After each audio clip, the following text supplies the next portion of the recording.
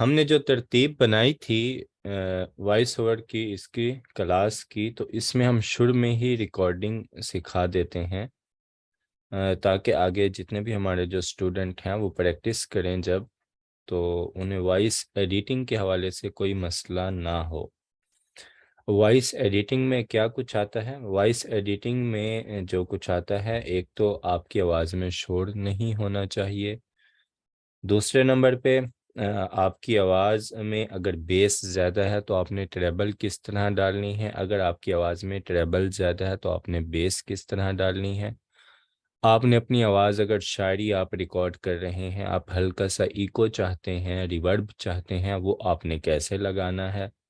और उसके बाद आपने, अगर आप जो है वो एज ए डबिंग आर्टिस्ट किसी कार्टून्स वगैरह पे अपनी वॉइस देते हैं, तो उसमें आप अपनी पिच वगैरह से कैसे छेड़छाड़ करके उसे चेंज कर सकते हैं। ये वैसे बेसिक वॉइस एडिटिंग में ही ये सब कुछ आता है, लेकिन कुछ लोग इसे एडवांस एडिटिंग भी कहते हैं। लेकिन मैं क्योंकि पिछले 4 सालों से 2018 से अब तक जो है वो जो डॉक्यूमेंट्रीज बनाते हैं, शॉर्ट स्टोरीज बनाते हैं, जो ड्रामे वगैरह हैं, जो डबिंग मूवीज़ हैं, उनकी वॉइस की एडिटिंग करता आ रहा हूं, तो फिर मेरे लिए जो एक प्रोफेशनल एडवांस लेवल की वॉइस एडिटिंग है उसका मायार कुछ अलग है। तो बहरहाल ये जो बेसिक चीज़ें हैं ये हम सीखेंगे, लेकिन उससे पहले हम चलते हैं, जब भी हम वॉइस ओवर की तरफ आते हैं तो हमारा सवाल होता है कौन सा माइक, कौन सा सिस्टम, कौन सा सॉफ्टवेयर। ये तीन सवाल हर किसी के कॉमन होते हैं कि हमें कौन सा माइक चाहिए होगा, हमें कौन सा सिस्टम चाहिए होगा, हमें कौन सा सॉफ्टवेयर चाहिए होगा। तो पहले मैं इनके जवाब देता चलूं ताकि आगे फिर जो है हम इसको कंप्लीट करते हैं, प्रैक्टिस इसकी वॉइस एडिटिंग की। सबसे पहले अगर माइक की बात करें, आप में से काफ़ी सारे लोगों ने पूछा था कि सर हमें माइक कौन सा चाहिए होगा। आप में से कितने लोग हैं जिनके पास कोई माइक जो है वो मौजूद है फिलहाल इस वक्त?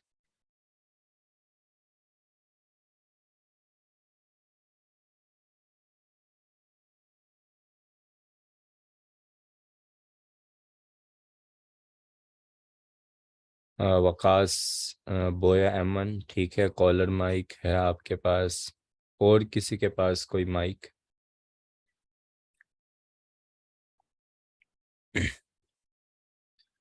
ठीक है, मोहम्मद अफजल आपके पास भी बोया एमन।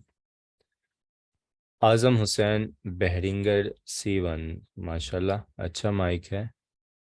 तो फारिया सदीकी बोया M1। तो मतलब कि ज़्यादातर के पास कॉलर माइक है, और बाकी जो एक भाई हैं आज़म हुसैन भाई, उनके पास बहरिंगर का C1 माइक मौजूद है। आप में से लैपटॉप या कंप्यूटर किस किस के पास है, या मोबाइल किसी के पास है, लैपटॉप या कंप्यूटर ना हो? अगर सबके पास है तो बेस्ट हो जाएगा, क्योंकि मुझे मोबाइल ऐप नहीं बताना पड़ेगी। लेकिन अगर कोई साथी ऐसे हैं जिनके पास सिर्फ मोबाइल है, तो उन्हें फिर मोबाइल की एडिटिंग ऐप का भी बताना पड़ेगा, इस वजह से मैं पूछ रहा हूँ। इरफाना करीम, ना कंप्यूटर है ना माइक, चलें ठीक हो गया। मतलब कि एक खातून हमारे साथ ऐसी मौजूद हैं जिनके पास सिर्फ मोबाइल है,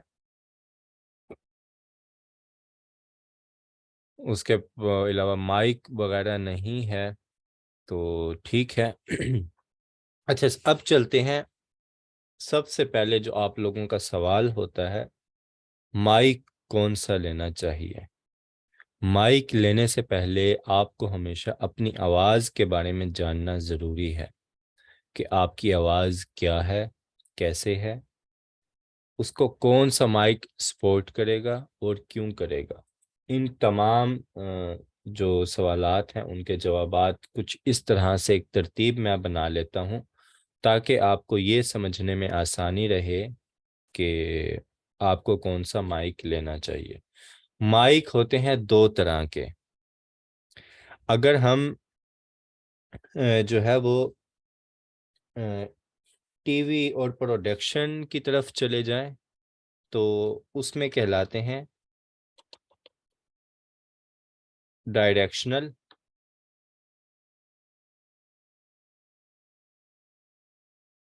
यूनिडायरेक्शनल।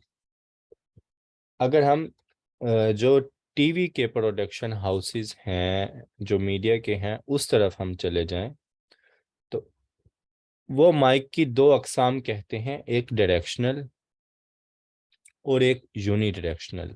जबकि अगर हम रेडियो या इस तरफ आ जाएं तो यहाँ पर हम माइक की दो टाइप्स कहते हैं। एक होता है कंडेंसर, एक होता है डायनामिक। ठीक है। डायरेक्शनल, कंडेंसर दोनों सेम है, सिर्फ बुलाया जाने का अंदाज अलग है, नाम अलग है।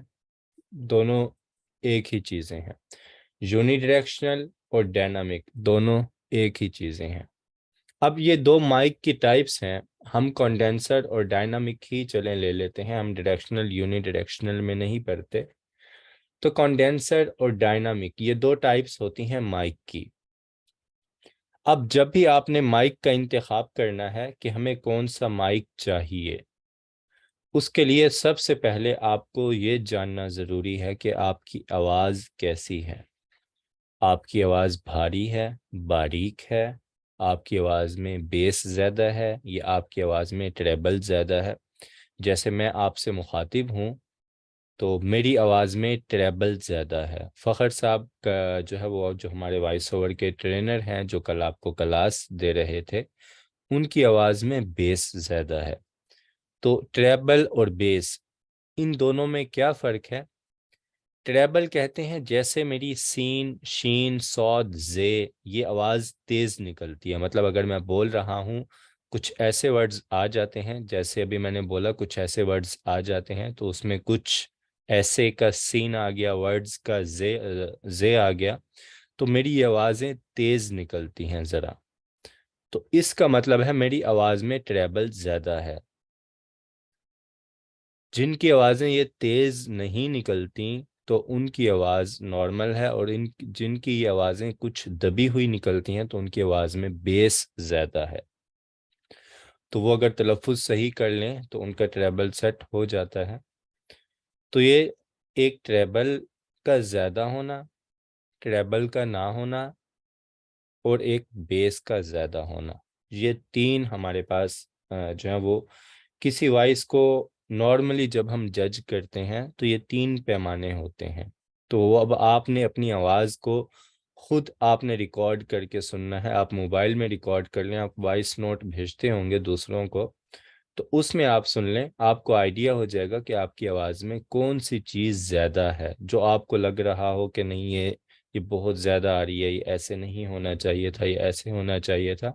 क्योंकि जब हम खुद का मुआवजा करते हैं, तो जब हम अपनी ही आवाज़ सुनते हैं खुद, तो उसमें हमें एक तो ये भी एक जो है वो कह लें कि फैक्ट है कि अपनी आवाज़ हर किसी को अच्छी नहीं लगती। बल्कि एक मैं देख रहा था, रिपोर्ट के मुताबिक वो कह रहे थे कि उन्होंने एक सर्वे किया तो दुनिया में 70% लोगों को अपनी आवाज़ अच्छी नहीं लगती। हालांकि आवाज़ हर किसी की अच्छी होती है, उसमें अच्छी ना लगने के पीछे जो मेन वजह होती है वो होता है हमारा सही तलफ़ुज़, हमारी सही अदायगी। अगर आप सही अदायगी कर रहे हैं तो फिर आपको आपकी आवाज़ भी अच्छी लगेगी। अगर आपके जो बोल रहे हैं, आपके तलफ़ुज़ में, आपके अल्फाज में अदायगी नहीं है, तो फिर आप ना उस अदायगी का कसूर देते हैं अपनी आवाज़ को कि हमारी आवाज़ ठीक नहीं है। तो ये कुछ चीज़ें हैं। तो मैं बात कर रहा था कंडेंसर की और डायनामिक की। तो उसमें मैंने आपको बताया कि वॉइस को आमतौर पर अगर आपने अपनी वॉइस को जज करना है तो उसके तीन पैमाने आप रख लें। ट्रेबल का ज़्यादा होना, बिल्कुल नॉर्मल आप लगा लें, जिसमें ट्रेबल भी नहीं है, ज़्यादा बेस भी नहीं है। और बेस का ज़्यादा होना आप कैसे पहचानेंगे? जिसमें जे सीन इस तरह की आवाज़ें कुछ दबी हुई आपको महसूस हों और आपको लगे कि मुझे इन्हें वाज़ेह तौर पर अदा करना चाहिए, तो वो फिर आप इस तरह देख सकते हैं। अब जो कंडेंसर माइक होता है वो होता है जो इर्द गिर्द का साउंड भी रिकॉर्ड कर लेता है। मतलब अगर मैं बोलते हुए सांस भी ले रहा हूं तो ये रिकॉर्ड करेगा। ये सेंसिटिव माइक होता है काफ़ी। तो ये होता है कंडेंसर माइक, जो आपकी हर छोटी से छोटी आवाज़ भी जो है वो रिकॉर्ड करता है। जबकि जो डायनामिक माइक होता है वो आपकी हर आवाज़ रिकॉर्ड नहीं करता। आप उसके सामने जो है वो माइक के सामने बोलेंगे तो आपकी आवाज़ रिकॉर्ड करेगा। अगर आप माइक के सामने नहीं बोलेंगे तो आपकी आवाज़ वो रिकॉर्ड नहीं करेगा। आम तौर पर जिनकी आवाज़ में ट्रेबल ज़्यादा होता है उनको डायनामिक माइक सूट करता है। मतलब जिनकी आवाज़ में बहुत ज़्यादा हो तो उनको सूट करता है आमतौर पर डायनामिक माइक। जिनकी आवाज़ में ट्रेबल कम हो या नॉर्मल हो तो वो कंडेंसर माइक भी यूज़ कर लेते हैं। लेकिन मेरी आवाज़ में ट्रेबल ज़्यादा है, मुझे पता है। और मैं इस वक्त जिस माइक के थ्रू आपको क्लास दे रहा हूँ ये एक कंडेंसर माइक है। क्यों? इसकी भी एक वजह होती है। अब मुझे पता है मैंने माइक को कितने फासले पर रखकर क्लास देनी है या मैंने बोलना है, तो मेरी आवाज़ जो है वो एक सही रिकॉर्ड होगी। उसमें ट्रेबल तो होगी लेकिन इतनी ज़्यादा भी नहीं होगी कि आपके कानों को अच्छी ना लगे, चुभने लगे। तो उस तरह की नहीं होगी। ये अब एक प्रैक्टिस है। ये चीज़ कैसे आती है? ये चीज़ आती है जब आप रिकॉर्डिंग करते हैं प्रॉपर, तो उस चीज़ से आती है ये चीज़, ये प्रैक्टिस। हालांकि मुझे डायनामिक माइक यूज़ करना चाहिए था, लेकिन मैं इतना जोर लगा के भी अभी मेरी प्रैक्टिस नहीं है कि मैं इतना अच्छा वॉइस ओवर आर्टिस्ट हूँ जो मैं जोर लगा के बोल सकता हूँ नॉर्मल अंदाज में। तो मैं वो भी नहीं हूँ, तो इस वजह से मैं कंडेंसर माइक इस वक्त यूज़ कर रहा हूँ आपको क्लास देने के लिए।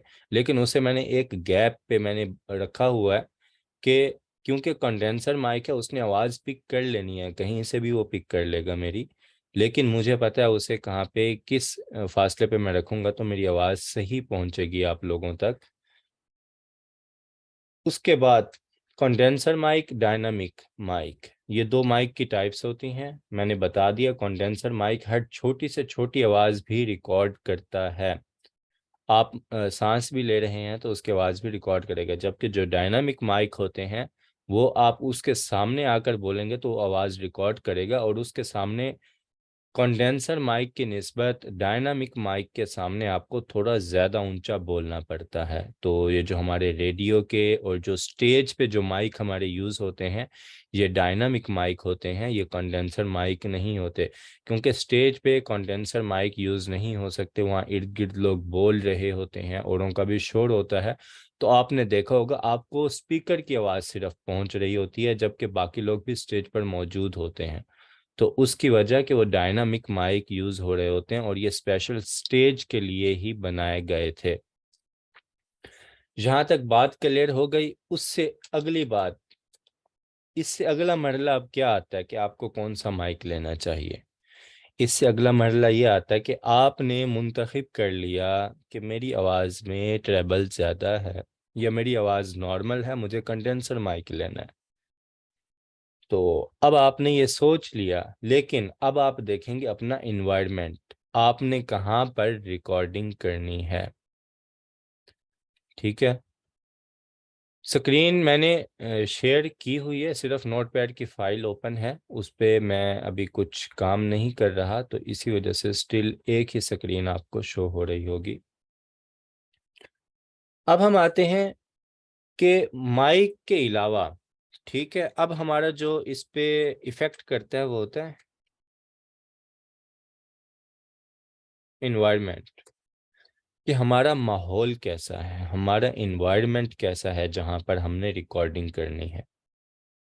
मैं मिसाल देकर आपको समझाता हूँ कि इस वक्त मैं जहाँ बैठकर आपको क्लास दे रहा हूँ, मेरे सामने, मेरे दाएं और मेरे बाएं फोम लगे हुए हैं प्रॉपर। जिन्हें एक ख़ास स्टूडियो के फ़ोम की टाइप्स होती है, जिसे साउंड प्रूफ स्टूडियो को बनाने के लिए उन फोम्स का इस्तेमाल किया जाता है, वो लगे हुए हैं। तो इस वजह से भी मेरी दूसरी वजह ये भी है कि मैं कंडेंसर माइक यूज़ कर रहा हूँ, क्योंकि मेरा यहाँ पर एक साउंड प्रूफ माहौल है। मेरी आवाज़ मुझे पता है सामने दीवार से टकराकर वापस नहीं रिकॉर्ड होगी। मेरी आवाज़ में कोई गूंज नहीं है, जैसे एक कमरे की गूंज आ जाती है आवाज़ में, मेरी आवाज़ में वो नहीं आएगी, क्योंकि ये एक जो रूम है, ये जो स्टूडियो है, ये साउंड प्रूफ है। अगर तो आपने जो है आपका इन्वायरमेंट ऐसा है कि वो साउंड प्रूफ नहीं है, मतलब आपने उसे साउंड प्रूफ नहीं बनाया हुआ, या अभी साउंड प्रूफ नहीं है, आप इतना खर्चा नहीं कर सकते और शुरू शुरू में करना भी नहीं चाहिए इतना खर्चा, तो फिर अगर मैं इस वक्त बैठा होता, चाहे मेरी आवाज़ में जो है वो बेस होती, मुझे कंडेंसर माइक यूज़ करना होता, लेकिन फिर भी अगर मैं ऐसे माहौल में होता जहां पर इस वक्त जो साउंड प्रूफ नहीं है, तो मैं डायनामिक माइक यूज़ करता। क्यों? क्योंकि मैं नहीं चाहता कि मेरी आवाज़ में इर्द गिर्द की, क्योंकि साउंड प्रूफ रूम नहीं है, तो इर्द गिर्द की आवाज़ें शामिल हो जाएं, जिससे मेरी वॉइस की क्वालिटी ख़राब हो जाए या उसे एडिट करते हुए मुझे मसला हो। तो ये दो चीज़ें बहुत ज़्यादा इफ़ेक्ट करती हैं, एक तो आपका एनवायरनमेंट, दूसरी आपकी आवाज़। फिर इसमें बहुत सारे आगे लेवल्स आ जाते हैं कि आपने माइक लगाना कहाँ पे है, उसका नीचे ज़मीन से कितना फासला होगा, छत से कितना फासला होगा। तो ये सारी चीज़ें आगे इंतहाई, जब आप एक प्रोफेशनल स्टूडियो बना रहे होते हैं, तो उसमें माइनर सी जो छोटी छोटी चीज़ें भी होती हैं, उनका भी ध्यान रखा जाता है। फिर उसमें मज़ीद ये भी देखा जाता है कि इसमें कितनी हाइट का जो है वो जो रिकॉर्डिंग करेगा उसकी कितनी हाइट है। फिर इसमें मुख्तलिफ लोगों ने भी आना होता है रिकॉर्डिंग के लिए, जब एक स्टूडियो बनाया जाता है तो उसमें एक नहीं आता। तो उसमें अक्सर फिर जितने भी स्टूडियो वाले होते हैं, उनके पास कम से कम बहुत सारे माइक्स होते हैं। कंडेंसर माइक्स की भी बहुत सारी टाइप्स होती हैं। तो बहरहाल इतनी ज़्यादा हम डिटेल में नहीं जाते, क्योंकि हमने कोई जो है, हमने एक अगर रिकॉर्डिंग ही करनी है, हमने कमर्शियल्स के लिए वॉइस ओवर करना है, तो इतना नॉलेज उसके लिए एनफ है। वो अगर हमने प्रॉपर डबिंग में जाना है या वॉइस इंजीनियरिंग करनी है हमने, तो उसके लिए फिर ये तमाम चीज़ें इंतहाई प्रोफेशनल लेवल पर देखी जाती हैं। यहाँ तक आपको समझ आ गई कौन सा माइक यूज़ करना चाहिए और उसके लिए किन चीज़ों का आपको ध्यान रखना है जब आपने माइक का इंतखाब करना है। यहाँ तक क्लियर है? फिर मैं आगे इसके बताऊं।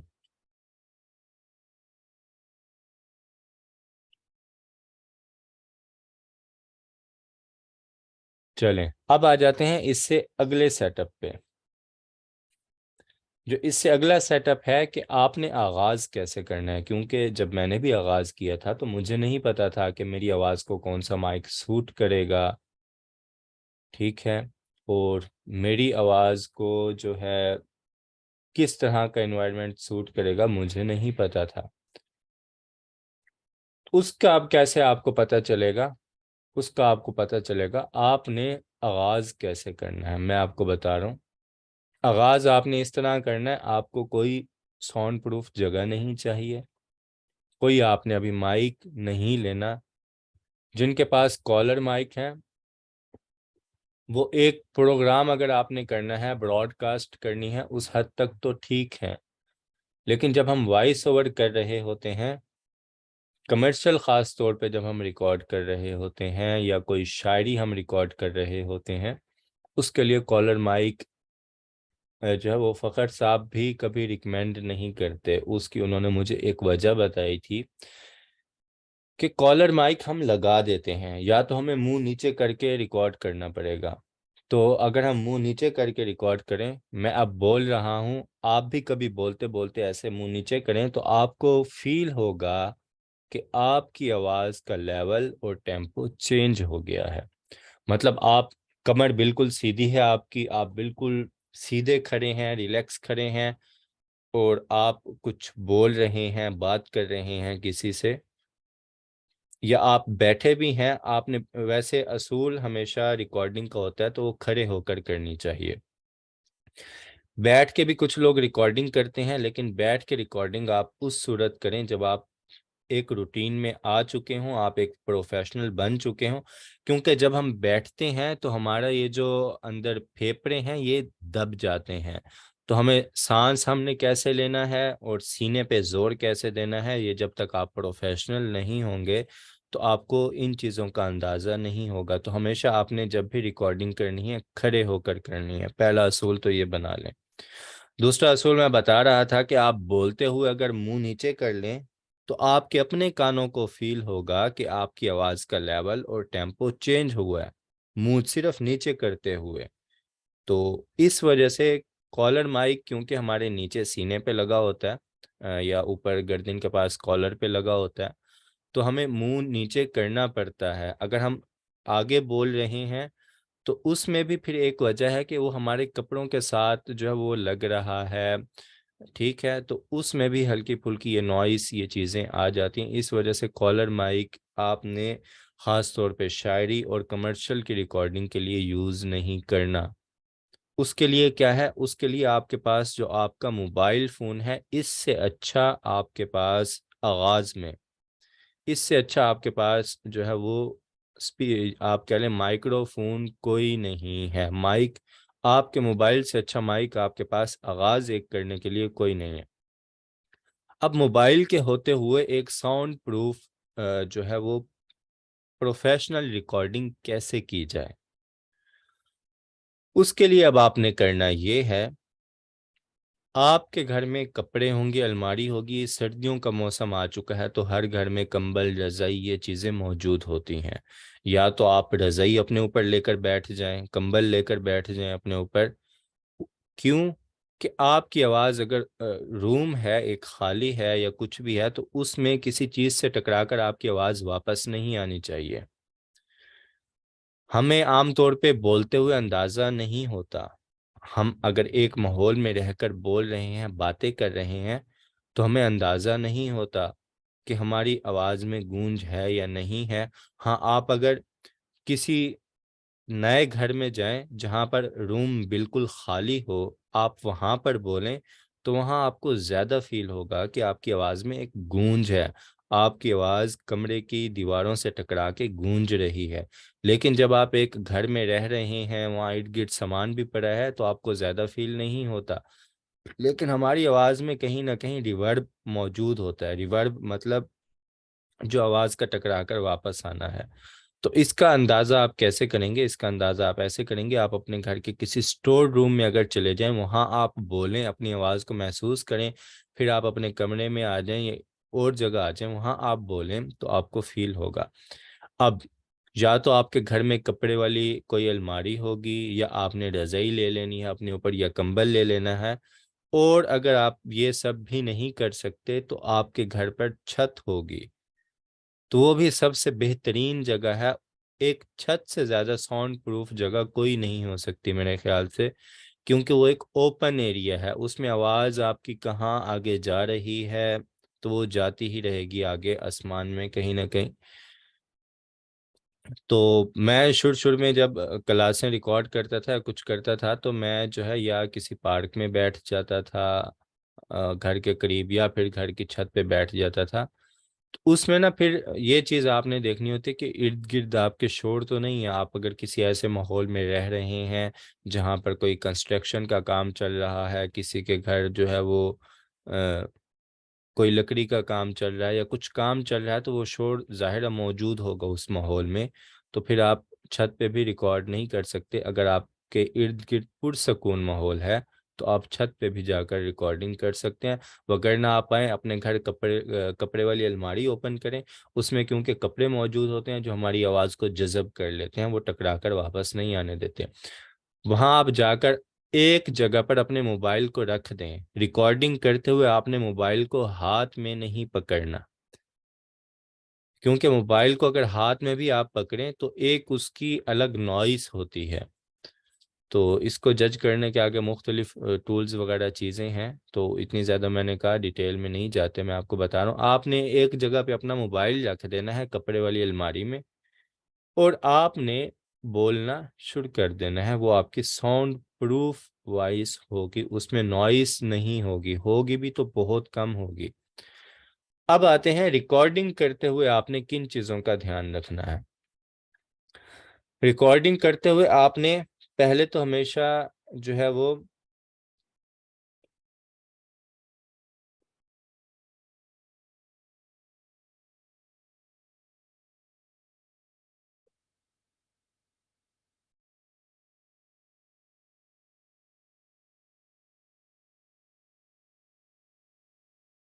आपने पहले 5 सेकंड तक नहीं बोलना। आपने रिकॉर्डिंग शुरू कर दी है, अब पहले 5 सेकंड तक आपने बिल्कुल खामोश रहना है। इसी तरह जब आपकी रिकॉर्डिंग ख़त्म हो जाए उस वक़्त भी आपने 5 सेकंड बाद, कम से कम 5 सेकंड बाद आपने जाकर रिकॉर्डिंग बंद करनी है। उससे क्या होगा, उससे ये होगा कि अगर इर्द गिर्द आपके कोई शोर भी है तो वो शोर उस 5 सेकंड में सिर्फ वही शोर होगा और कुछ नहीं होगा, आपकी कोई आवाज़ नहीं होगी। तो उस शोर को उस ऑडियो में से ख़त्म करना काफ़ी आसान हो जाएगा। इसकी और भी बहुत से फ़ायदे हैं कि आप 5 सेकंड अगर आप रिकॉर्डिंग स्टार्ट करते हैं तो हमारा माइंड एक चीज़ पिक कर लेता है कि हम अब रिकॉर्डिंग करने लगे हैं।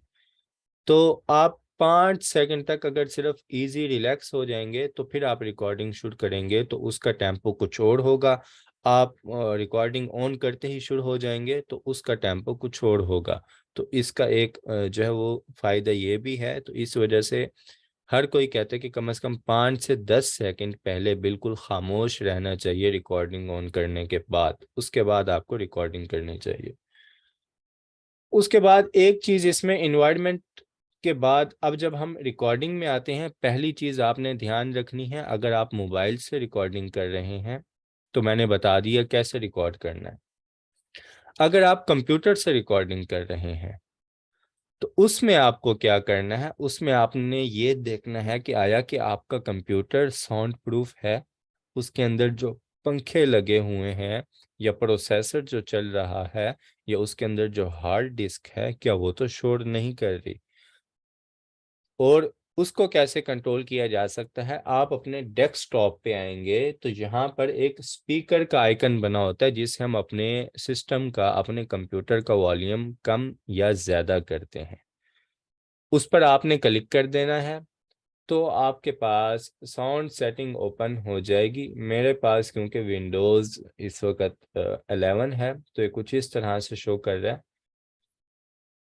आपके पास जो है वो ये इस तरह की सेटिंग ओपन हो जाएगी। अगर आपके पास विंडोज़ 10 है या आपके पास विंडोज़ 8 है या विंडोज़ 7 है तो उस वॉल्यूम वाले बटन पे राइट क्लिक करके आप जब साउंड सेटिंग में आएंगे तो इस तरह की ये एक पॉपअप विंडो आपके पास ओपन हो जाएगी साउंड की। अब इसमें आपने देखना है, मैं अगर आऊँ यहाँ पर रिकॉर्डिंग में तो मेरा ये वाला माइक्रोफोन है, इसकी वेव्स आपको यहाँ पर ग्रीन लाइंस हरकत करती हुई नज़र आ रही होंगी कि जैसे जैसे मैं बोलता हूँ वैसे वैसे ये उसी लेवल के मुताबिक जो है ये हरकत कर रही हैं। तो इसका मतलब है मेरा ये वाला माइक्रोफोन एक्टिव है। तो हो सकता है कभी आपको मसला आए कि आपका माइक्रोफोन रिकॉर्डिंग ना कर रहा हो सिस्टम में, तो उसकी वजह यही होती है कि हमारा माइक्रोफोन कोई और एक्टिव होता है और सेट कोई और होता है। तो आपने आकर जो आपका एक्टिव हो उसको आपने जो है वो सेट कर देना है यहाँ पर, या डिसेबल हो तो आपने देख लेना है, उसको सेट एज डिफ़ॉल्ट कर देना है आपने, डिफ़ॉल्ट डिवाइस, तो वो कर लेगा। उसके बाद अब आते हैं इसकी सेटिंग में, इस पे राइट क्लिक करें आप तो इसकी प्रॉपर्टीज में आ जाना है आपने। प्रॉपर्टीज में आएंगे तो आपने आकर यहाँ से क्लिक करके इस पे अगर आप क्लिक करेंगे तो आप जो बोल रहे होंगे वो आपको बगैर किसी रिकॉर्डिंग के आपके स्पीकर्स से सुनाई दे रहा होगा।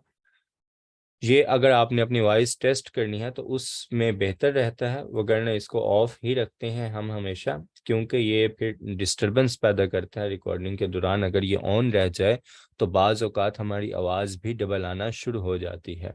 तो उसकी वजह यही होती है कि इस ऑप्शन पर चेक लगा होता है। आपने आना है यहाँ पर प्रॉपर्टीज़ के बाद लेवल्स में। आप आए, जो आपका माइक्रोफोन एक्टिव था उस पर आपने राइट क्लिक किया, प्रॉपर्टीज़ में आए और आप आ गए लेवल्स पे। अब आपने ना यहाँ पर, ये है माइक्रोफोन का लेवल, कि आपके माइक्रोफोन का लेवल क्या होना चाहिए। यहाँ पर मेरे माइक्रोफोन का लेवल फुल है, कि मतलब मैं जो बोल रहा हूँ ये फुल उसे रिकॉर्ड करेगा, ये उसे कंट्रोल करने की कोशिश नहीं करेगा। अगर मैं इसे कम, हो सकता है आपको आवाज़ जो है वो कम सुनाई दे रही हो, तो ये उसे कंट्रोल करने की कोशिश नहीं करेगा। अब आपने आना है, मैं अगर इसको ऑफ कर देता हूँ, यहाँ से ओके करता हूँ, अब मेरी आवाज़ कम सुनाई दे रही होगी आपको। यहाँ पे गिरॉफ भी अगर मैं देखूँ तो बहुत कम हो गया है। क्यों? क्योंकि जो मेरी माइक्रोफोन की एक्चुअल वॉइस का लेवल है वो इतना अच्छा ये रिकॉर्ड नहीं कर रहा कंप्यूटर, तो उसके लिए हमें फिर बूस्ट लगाना पड़ता है। मैं इसे थोड़ा सा बूस्ट लगा देता हूँ।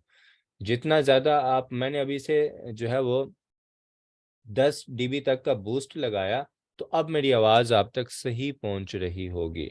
लेकिन अगर मैं क्या करूं, इसका बूस्ट बढ़ाकर मैं जो है बहुत ज़्यादा बूस्ट लगा दूं, तो अब मेरी आवाज़ तकरीबन फटना शुरू हो गई होगी, या मेरी आवाज़ में हो सकता है बहुत ज़्यादा शोर भी आ रहा हो। तो ये भी आपने सेटिंग देख लेनी है कि, अब देखें जैसे ही मैंने इसको फुल किया, अब जहां जहां मैं बोल रहा हूं ये मेरी वॉइस का वॉल्यूम खुद ब खुद कम करता जा रहा है, ये उसे कंट्रोल कर रहा है, ये फटने नहीं दे रहा मेरी आवाज़ को। देखें इस वक्त मेरी आवाज़ 35 तक आ चुकी है, 33 तक। मैं थोड़ा और ऊंचा बोलूंगा तो ये आवाज़ देखें 29 तक चली गई, 28 पे चली गई। तो इसके लिए फिर हमें क्या करना होता है, अब मैं आहिस्ता बोल रहा हूं तो देखें मैं कुछ भी नहीं कर रहा, वॉल्यूम खुद ब खुद इसका बढ़ता जाएगा, क्योंकि ये मेरी आवाज़ को कंट्रोल करने की कोशिश कर रहा है कि आप तक वो आवाज़ सही जाए। तो मैं आता हूँ, माइक्रोफोन का वॉल्यूम फुल करता हूँ, इसका वॉल्यूम मैं रखता हूँ 10 तक। उसके बाद एक और सेटिंग जो आपने मज़ीद करनी है, आपने एडवांस में आना है, जहाँ पर आपने स्टूडियो क्वालिटी वाला ऑप्शन ले लेना है, और आपके पास जो हाईएस्ट जो आ रही होगी आपके सिस्टम के मुताबिक, जो वो ऑडियो रिकॉर्ड कर सकता है उसकी कैपेसिटी प्रोसेसर के मुताबिक, यहाँ हो सकता है आपको 48,000 शो हो रही हो, तो जो हाईएस्ट हो आपके सिस्टम की वो आपने रख लेनी है। यहाँ पर क्योंकि मेरे पास अलग से साउंड कार्ड लगा हुआ है तो इसी वजह से स्टूडियो क्वालिटी यहाँ पर शो कर रहा है, तो इसको आपने ओके कर लेना है। और ये ओके, ये तो हो गई हमारे कंप्यूटर की सेटिंग, कि अगर हमने कंप्यूटर पे रिकॉर्डिंग करनी है तो हमें किस सेटिंग का ध्यान रखना चाहिए। अब चलते हैं इससे आगे कि रिकॉर्डिंग करनी कैसे है।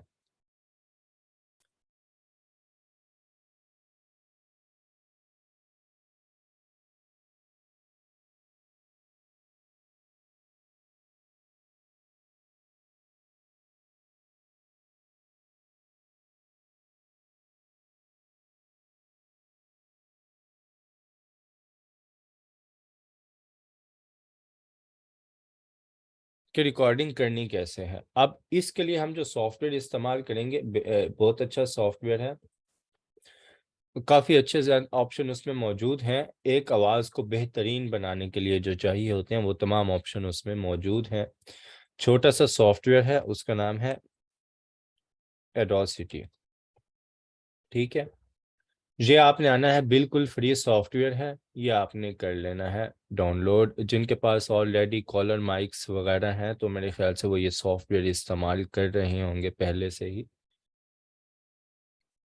तो डाउनलोड आपने कर लेना है एडोसिटी, बिल्कुल फ्री है। यहाँ से आएंगे आप, इस पे आपने इस ऑप्शन पे क्लिक करना है। 13 MB का ये सॉफ्टवेयर है।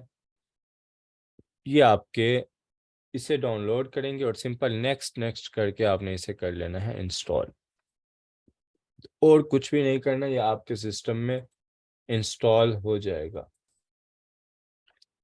इंस्टॉल होने के बाद इसका आइकन आपको कुछ इस तरह से दिखाई देगा। अब आ जाते हैं इसमें, इसको मैं डबल क्लिक करके ओपन करता हूँ यहाँ से। तो उसके बाद अब यहाँ पर अगर मैं पहले 5 सेकंड तक के लिए खामोशी इख्तियार कर लूँ, मैं रिकॉर्डिंग पे क्लिक करता हूँ,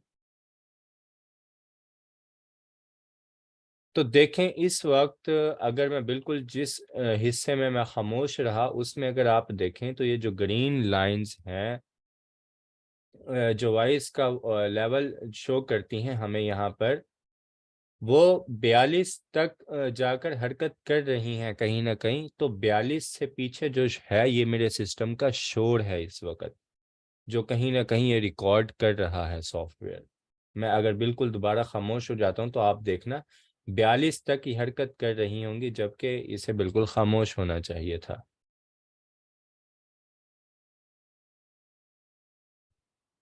ये 36 तक जाती हैं, ये देखें यहाँ पर ये 36 तक गई।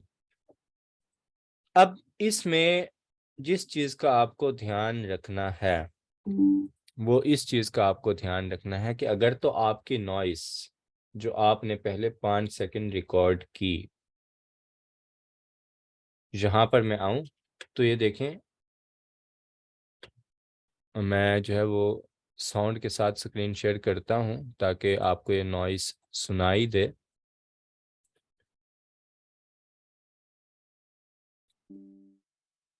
मैं अगर इसे प्ले करूँ तो यहाँ पर देखें आप कि ये तो देखें इस वक्त अगर मैं बिल्कुल जिस हिस्से में मैं खामोश रहा उसमें अगर आप देखें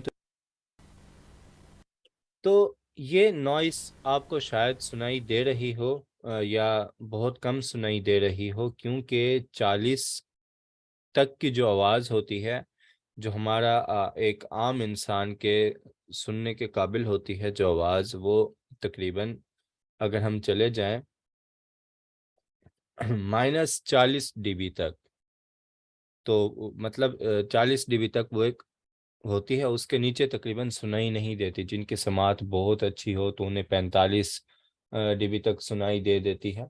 ये माइनस है। अब डीबी क्या होता है? ये वॉइस की डेप्थ होती है। ये किस तरह काम करती है? ये काम करती है माइनस पे। आपकी जो रिकॉर्डिंग सुनाई देने जाने के काबिल है वो -36 से स्टार्ट होती है वैसे, लेकिन उससे पीछे -40 और -45 तक डीबी तक का जो साउंड है वो भी कहीं ना कहीं अगर समात आपकी बहुत अच्छी है तो आपको सुनाई देता है। लेकिन ये अक्सर नॉइस ही होती है हमारे सिस्टम की या इर्द गिर्द के हमारे माहौल की जो ये रिकॉर्ड कर रहा होता है। तो जब हम बोलना शुरू करते हैं तो जो हमारी आवाज़ रिकॉर्ड होती है वो -36 से ऊपर होती है, ये जाती है टू -1 dB तक। उसके बाद आकर ये ब्लास्ट होना शुरू हो जाएगी। मतलब अगर आप बहुत ज़्यादा चीख रहे हैं, अगर आपकी यहाँ से माइनस से 0 या 0 से आगे प्लस में कन्वर्ट हो गई है, +1 dB या 2 dB, तो ये अब आपकी आवाज़ फटना शुरू हो गई है।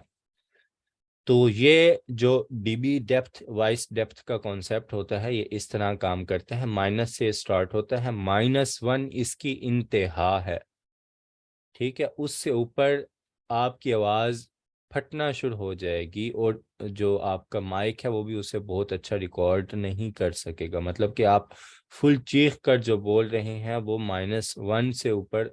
वैसे तो जब हम वॉइस की एडिटिंग करते हैं तो -4 से ऊपर, -3 -2 तक नहीं जाना चाहिए, -4 तक उसे कंट्रोल करते हैं हम एडिटिंग के दौरान, कि -4 से ऊपर ना जाए। जो पीक की वॉइस हो, बिल्कुल जब आप कोई फिल्म देख रहे होते हैं उसमें जो बिल्कुल लाउडली म्यूजिक होता है, जिसे कहते हैं बिल्कुल प्रेशर वाला म्यूजिक है। पूरी फिल्म में कुछ ना कुछ ऐसे सीन आते हैं चंद एक, जिसमें म्यूजिक या वॉइसेस बहुत लेवल पे होती हैं, पीक पे होती हैं अपने। तो -4 या -6 होता है, इससे ऊपर नहीं जाते वो, -3 या 2 तक नहीं जाते वो। उससे पहले ही उसको एडिटिंग में वो कंट्रोल करते हैं। तो यहाँ पर अगर आप देखें कि गिराफ का वॉल्यूम कहाँ तक जाता है मेरी आवाज़ का, जो मैंने एक नॉर्मल आवाज़ रिकॉर्ड की, तो देखें इस वक्त अगर मैं बिल्कुल जिस हिस्से में मैं खामोश रहा उसमें अगर आप देखें तो ये जो ग्रीन लाइंस हैं, जो वॉइस का लेवल -18 से -12, और कोई कोई जो लाइंस मैंने बोला उसमें जो जे थी तो वो -6 तक भी चली गई। तो क्योंकि मेरी आवाज़ में मैंने बताया ट्रेबल ज़्यादा है, मेरी ये आवाज़ें जो ऐसे हरूफ हैं उनकी आवाज़ मेरी तेज़ निकलती है, तो इसने चीज़ जो है वो रिकॉर्ड्स है। अब इसमें पहले 5 सेकंड मैं खामोश रहा। अब मुझे पता है कि यहाँ पर जो आवाज़ है वो मैंने नहीं बोला, ये सिर्फ नॉइस है। मैं अब क्या करूँगा, मैं इस खाली हिस्से को सिलेक्ट करूँगा, मैं सॉफ्टवेयर में आऊँगा इफ़ेक्ट्स वाले ऑप्शन में, यहाँ पर है नॉइस रिमूवल एंड रिपेयर का ऑप्शन, इसमें मैं आ जाऊँगा, नॉइस रिडक्शन का ऑप्शन मौजूद है। इफ़ेक्ट्स के अंदर नॉइस रिमूवल एंड रिपेयर, उसके अंदर नॉइस रिडक्शन। नॉइस रिडक्शन में मैं आया, मैंने अभी अपना खाली हिस्सा सिलेक्ट किया हुआ है, यहाँ पर मैंने कर दिया गेट नॉइस प्रोफाइल। अब ये मैंने क्या किया, मैंने ये एरिया सिलेक्ट किया और मैंने इस सॉफ्टवेयर को बता दिया कि भाई ये मेरी आवाज़ नहीं है, ये शोर है। अब मैं क्या करूँगा, जब अब मैं अपनी पूरी वॉइस सिलेक्ट करूँगा, डबल क्लिक करें तो हमारी तमाम तर वॉइस सिलेक्ट हो जाती है। मैं अब जब पूरी वॉइस अपनी सिलेक्ट करूँगा, दोबारा इफ़ेक्ट्स में आऊँगा, नॉइस रिमूवल में, नॉइस रिडक्शन में आऊँगा, जस्ट ओके कर दूँगा, तो इसने वो तमाम आवाज़ जो मैंने इसे बताई थी, इसने वो तमाम आवाज़, वो जो शोर था मेरी इस आवाज़ से ख़त्म कर दिया। अब जब मैं इसको प्ले करूं तो अब जब आपने जो वॉइस का ग्राफ शो कर रही होती हैं ग्रीन लाइंस, तो आपने उनका लेवल देखना है। अब वो जो है वो -42 या -36 पे नहीं होगा, उससे बहुत नीचे होगा, या -54 तक होगा, या उससे भी, यहाँ भी हो सकता है कि साइलेंट ही हो। मैं प्ले करता हूँ, देखें -48 से नीचे नीचे तो देखें इस वक्त मतलब इसने नॉइस ख़त्म कर दी मेरी आवाज़ से। मैं कंट्रोल Z करूं, अगर मैं अब प्ले करूं तो ये पहले -42 से -36 तक जा रही थी, पीछे नॉइस थी।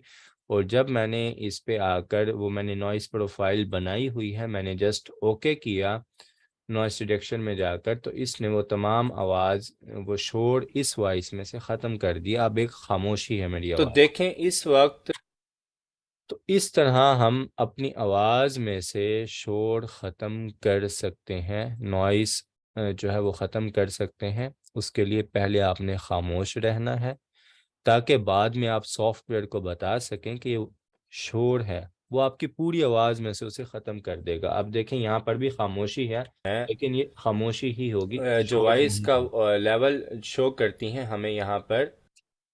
उसके बाद आते हैं आगे, जो बेसिक एडिटिंग में हमें चीज़ें चाहिए होती हैं, उसमें हम आते हैं।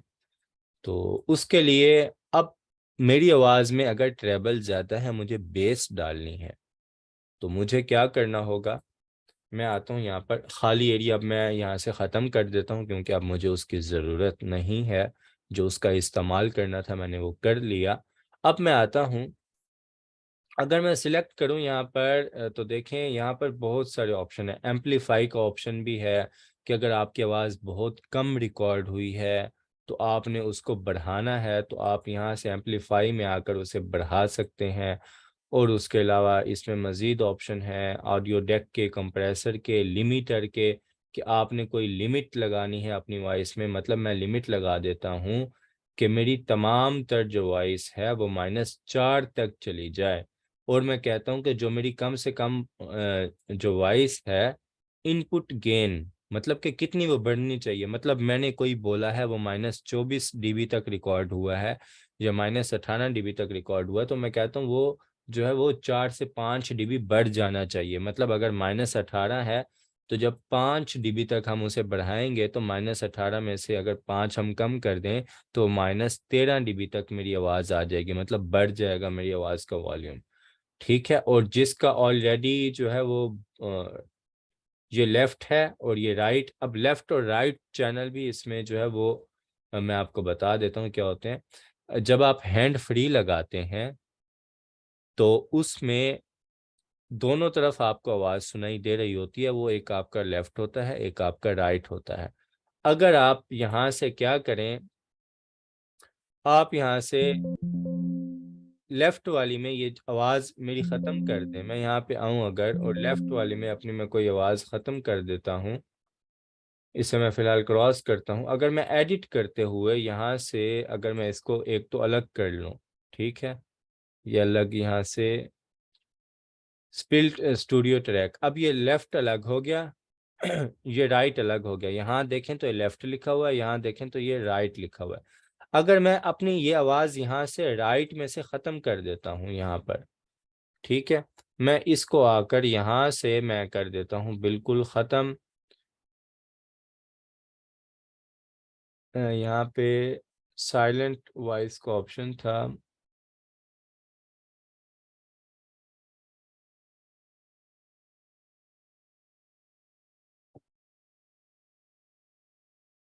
खैर मैं आया यहाँ पर, मैंने इस वॉइस को कर दिया यहाँ से ख़त्म। अब क्या होगा, अब ये होगा कि ये वाली आवाज़ आपको तो सिर्फ देखें आपके लेफ्ट वाला जो आपका हेड वो लगा हुआ होगा, हैंड फ्री लगी हुई होगी उसमें सुनाई देगी, राइट वाले में सुनाई नहीं देगी। तो देखें आपको इस लगेगा कि आपके राइट वाले में जो हैंड फ्री है उसमें कोई मसला है या ऐसा, वो उसका मसला नहीं होगा, वो आवाज़ का मसला होगा। तो जब हम ये टेक्निक्स जो है वो सिनेमा में इस्तेमाल होती है। जब हम सिनेमा में मूवीज़ देखते हैं तो उस वक्त जो है आपने देखा होगा कि अचानक से कोई अगर एक्शन वाला सीन आता है तो एक तरफ से जो है वो शोर आने लग जाता है, जो इन्वायरमेंट नॉइस होती है, जो उसमें साउंड इफेक्ट्स यूज़ किए गए होते हैं, एक तरफ से आवाज़ आ रही होती है। तो हमें ऐसा फील होता है जैसे हम उस माहौल में मौजूद हैं कि दाएं तरफ से जो मतलब कि दुश्मन है वो भागते हुए आ रहे हैं, हमला कर रहे हैं, तो दाएं तरफ से हमें हमला करने का शोर सुनाई दे रहा है। बाएं तरफ जो हीरो साइड है या जो लोग हैं जो बचने के लिए भाग रहे हैं तो उनकी आवाज़ आ रही होती है, तो हमें एक फील होता है कि हम उसी माहौल में बैठे हैं। तो ये टेक्निक्स वहाँ पर यूज़ की जाती हैं लेफ़्ट राइट की। हाँ, आम एडिटिंग में जो है हम इसे तकरीबन इस्तेमाल नहीं करते। तो उसके बाद मैं आ रहा था यहाँ पर कि कंट्रोल एल से, हाँ बिल्कुल कंट्रोल एल से, बिल्कुल याद आ गया मुझे, उससे जो है साइलेंट हो जाती है। शुक्रिया। तो उसके बाद आते हैं, अब इसमें मैंने क्या करना है, मैंने अपनी आवाज़ में कुछ बेस डालनी है। तो यहाँ पर आप आएंगे, ये चेंज पिच चेंज टेम्पो के ऑप्शन भी मौजूद हैं कि आप अपनी पिच भी चेंज कर सकते हैं। पिच मतलब कि आपने अपनी आवाज़ को भारी बनाना है, कुछ करना है। वैसे हम जो है अपनी रॉ वॉइस ही यूज़ करते हैं, जो हमारी रियल वॉइस होती है वही हमारी परफेक्ट वॉइस होती है। लेकिन अगर आप किसी कार्टून करेक्टर के लिए आप खुद से रिकॉर्डिंग करना चाह रहे हैं तो उसमें आप फिर क्या करते हैं, माइनस की तरफ जाएंगे तो आपकी आवाज़ भारी होती जाएगी। मैं प्रीव्यू करता हूँ। तो देखें इस वक्त अगर मैं बिल्कुल जिस हिस्से में मैं खामोश रहा उस ठीक है, ये अब मेरी आवाज़ भारी हो गई। अगर माइनस की तरफ आप आएंगे, माइनस से प्लस की तरफ जो जो आते जाएंगे, तो देखें इस वक्त अगर मैं बिल्कुल अब मेरी आवाज़ में थोड़ा सा वो है। अगर बिल्कुल ज़ीरो आ जाएंगे तो ये आपकी जो है वो ओरिजिनल वॉइस होगी। यहाँ पर ज़ीरो पर, ज़ीरो से प्लस की तरफ जाएंगे तो अब आपकी आवाज़ बारीक होना शुरू हो तो जाएगी। देखें इस वक्त अगर मैं बिल्कुल जिस हिस्से में मैं खामोश एक बच्चे वाली जो वॉइस है वो आपकी यहाँ पर जो है वो होना शुरू हो जाएगी, बारीक होना। प्लस की तरफ जाएंगे तो आवाज़ आपकी बारीक बचकाना होती जाएगी और माइनस की तरफ जाएंगे तो आवाज़ आपकी बहुत भारी रोबोटिक होती तो जाएगी। देखें इस वक्त अगर मैं बिल्कुल जिस ये देखें, ये ऐसी वॉइसेस आपने अगर कोई जो है वो एलियंस वाला सीन दिखाया जाए तो तो उसमें देखें इस वक्त अगर मैं बिल्कुल जिस हिस्से में मैं खामोश रहा उसमें आपको ऐसी वॉइसेस सुनाई देती होंगी, तो वो यही काम इसमें किया जाता है। उनके कुछ इफेक्ट्स भी होते हैं, वो भी अप्लाई किए जाते हैं। तो जो काम है आपका वो इफेक्ट के अंदर है। जिस तरह अगर आपने अपनी वॉइस में थोड़ा सा रिवर्ब डालना है, अब अगर आपकी वॉइस में ऑलरेडी रिवर्ब है रूम का या किसी चीज़ का, तो उसे आप ख़त्म नहीं कर सकते। लेकिन अगर आपकी वॉइस बिल्कुल जो है वो साइलेंट है, बगैर किसी इफेक्ट के रिवर्ब के है, तो उसमें हम रिवर्ब डाल सकते तो हैं। देखें इस वक्त अगर मैं बिल्कुल जिस हिस्से में देखें, ये रिवर्ब डाला तो इसमें अब गूंज आ गई मेरी आवाज़ में। इसको भी आप कंट्रोल कर सकते हैं कि रूम साइज कितना होना चाहिए। तो देखें इस वक्त अगर मैं बिल्कुल जिस हिस्से में ठीक है, अब देखें जो आवाज़ है उसमें गूंज थोड़ी कम हो गई है। और उसके बाद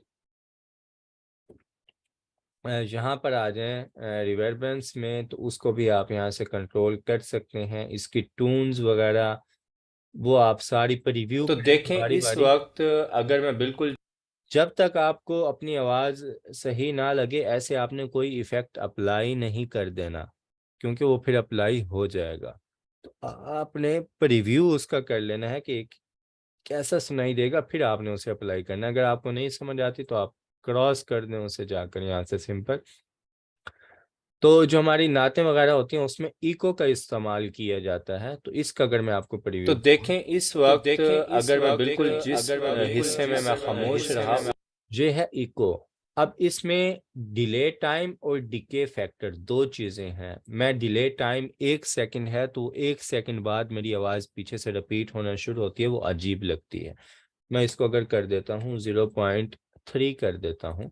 अब मैं प्रीव्यू तो करूँ, देखें इस वक्त अगर मैं बिल्कुल जिस हिस्से में मैं खामोश रहा उस ठीक है, ये 0.3 में ये आ गया। अगर मैं इसे बिल्कुल 0.1 कर दूं तो अब तो देखें इस वक्त अगर मैं बिल्कुल जिस हिस्से अब जो मेरी इको है वो तकरीबन मेरी आवाज के साथ ही है, वो अलग नहीं है। इस तरह डिके फैक्टर के जो पीछे आपको गूंज सुनाई दे रही है, कितनी बार आपको आवाज रिपीट हो रही है, उसको भी आप कंट्रोल कर सकते हैं यहाँ से। तो अगर मैं इसको टाइम को बढ़ा दूंगा तो इसका डिके फैक्टर का आपको ज़्यादा पता चलेगा। तो इसको अगर मैं कर देता हूँ 0. इसे हम कर देते हैं 7, और इसको भी मैं कर देता हूँ 8। अब रिव्यू करें, तो देखें इस वक्त अगर मैं बिल्कुल जिस हिस्से में मैं खामोश तो देखें ये कितने टाइम उसको डिके फैक्टर 8 टाइम्स जो है ये उसको रिपीट करेगा पीछे बैकग्राउंड में। तो ये हमारे पास होता है किसी आवाज में इको डालना। इको के बाद यहाँ पर हम आ जाते हैं, एम्पलीफायर भी बता दिया मैंने आपको। उसके बाद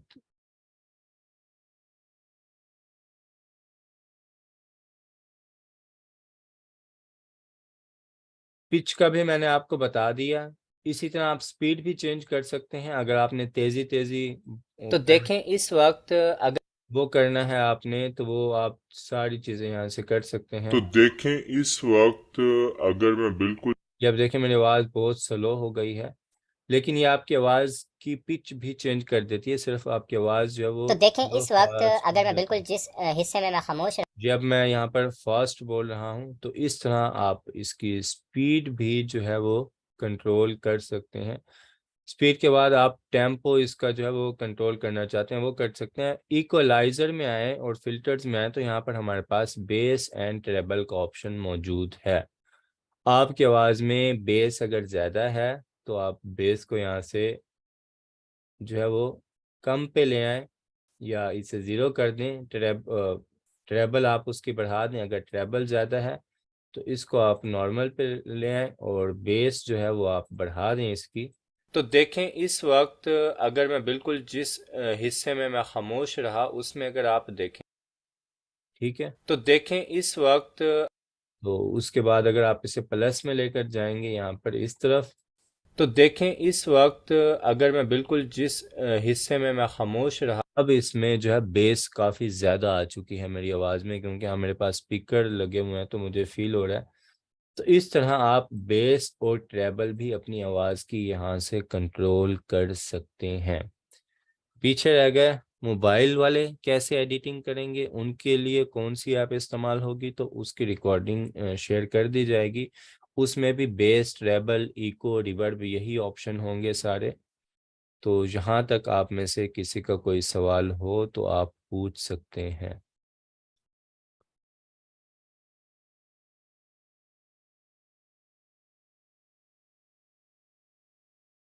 इसके बाद आ जाता है आपने सेव कैसे करना है। आपने सेव सिंपल, जिन्हें नहीं मालूम उन्हें बता दूं क्योंकि कुछ लोग यहाँ न्यू भी हैं। फाइल में जाना है, एक्सपोर्ट का ऑप्शन है। एक्सपोर्ट में आप एज ए वेव या MP3 जिसमें आप इसे सेव करना चाहें तो आप उस पर क्लिक करेंगे। ये आपसे लोकेशन पूछेगा कि कहाँ पर, किस जगह पर आपने इसे सेव करना है। आप वो लोकेशन देंगे, यहाँ पे नाम देंगे, सेव करेंगे, ओके करेंगे तो ये वॉइस वहाँ पर सेव हो जाएगी।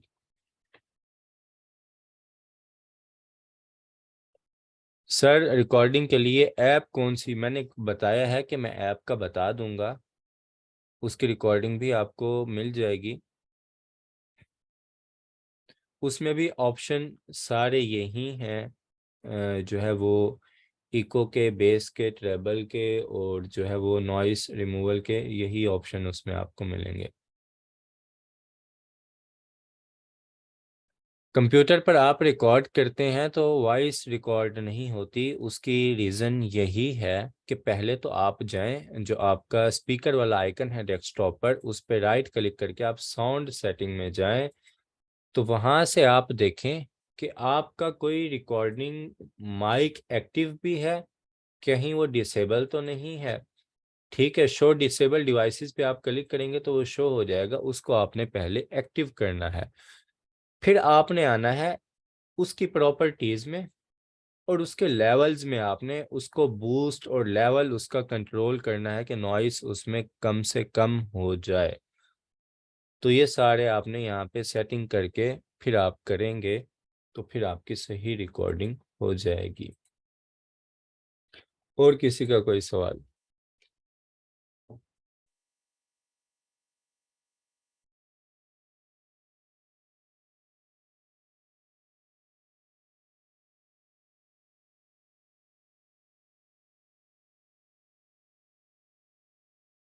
सर भी मौजूद हैं हमारे साथ।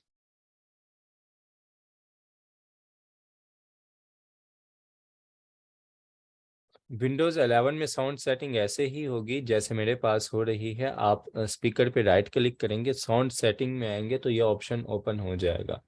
इसमें आप आ जाएंगे एडवांस वाले सेक्शन में, मोर साउंड सेटिंग। इस पे क्लिक करेंगे तो ये पॉपअप विंडो आ जाएगी आपके पास। फिर आगे वही ऑप्शन है कि आपने वही प्रॉपर्टीज़ में जाना है, वही ये तमाम ऑप्शन विंडो 7, 8, 10 में आगे सेम है।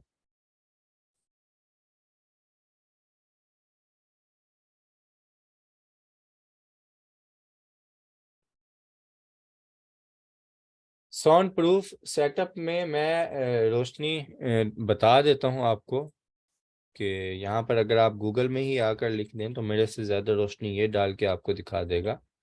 यहाँ पे साउंड प्रूफ रूम लिख दें या आप स्टूडियो लिख दें, ठीक है, तो ये आपको दिखा देगा, आपको आइडिया हो जाएगा कि एक साउंड प्रूफ स्टूडियो कैसा होता है। ये देखिए, ये एक्वेस्टिक शीट्स होती हैं फोम की, जो यूज़ की जाती हैं किसी भी स्टूडियो को साउंड प्रूफ बनाने के लिए कि आवाज़ दीवार से टकराकर वापस नहीं आनी चाहिए। किसी में इस तरह के बॉक्स फॉर्म के यूज़ किए जाते हैं थोड़ा स्टाइलिश बनाने के लिए, कि रूम थोड़ा सा स्टाइलिश लगे, तो पूरी वॉल पे नहीं चिपकाते। ये एक टेक्निक होती है कि किस जगह पर कैसे आपने, किस एंगल पे आपने कौन सी शीट कितने साइज की लगानी है। सर मैं कैमटेसिया में रिकॉर्डिंग करता हूँ लैपटॉप पर। आप कैमटेसिया से अच्छा है कि आप जो है एडोसिटी में रिकॉर्डिंग कर लें।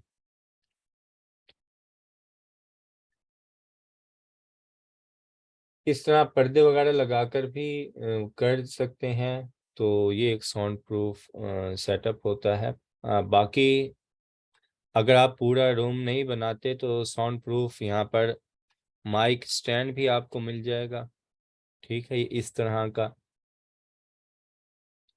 ये आप खुद भी जो हमारी पेटियां होती हैं, अगर आप करना चाहें तो जो पेटियां होती हैं प्लास्टिक की, फ्रूट वालों के पास या सब्जी वालों के पास, उसके अंदर आप फोम लगा लें और उसके अंदर माइक लगा लें तो उस तरह भी आप बना सकते हैं इसे।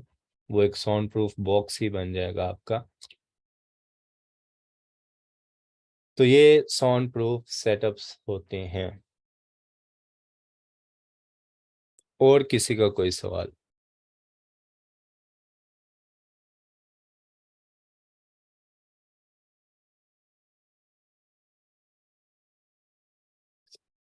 उसकी तस्वीर भेज दें आप व्हाट्सएप पे। साउंड में जाकर रिकॉर्डिंग के ऑप्शन में आकर माइक्रोफोन पर ग्रीन टिक लगा हुआ है, जिस पर ग्रीन टिक लगा हुआ है उसका मतलब है कि वो आपका एक्टिव, मतलब कि वो आपने उसे सेट किया हुआ है एज ए डिफॉल्ट।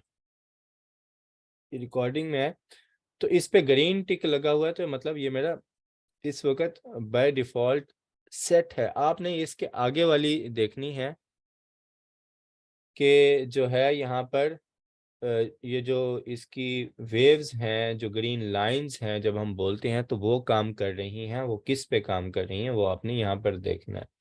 जिसके आगे ग्रीन एरो है उसका मतलब है कि जो ब्लैक इसमें है उसका मतलब है वो डिसेबल है आपका। अगर आपको लगता है कि आपकी ये डिवाइस जो है वो इनेबल होनी चाहिए तो आप उसे इनेबल करके देख लें कि अगर वो काम कर रही है, लेकिन ये मेरी काम नहीं कर रही तो इसको मैं डिसेबल ही कर देता हूँ दोबारा। आपने पहले देखना ये है कि आपका माइक्रोफोन आया के काम भी कर रहा है या नहीं कर रहा, आपके पीसी के साथ सही तरह लिंक भी है या नहीं। उसके बाद फिर आपने उसकी प्रॉपर्टीज में आकर उसके लेवल्स वगैरह में आपने बूस्ट के जरिए नॉइस को कंट्रोल करना है। सर मौजूद हैं कहते हैं, बहुत आला सलमान साहब ने बताया आपको सर। शुक्रिया, जजाकल्ला। तो बाकी किसी का कोई सवाल हो तो आप पूछ सकते हैं, नहीं तो इस क्लास को हम फिर ख़त्म करते हैं। जी ठीक है, आप व्हाट्सएप पर बता दीजिएगा।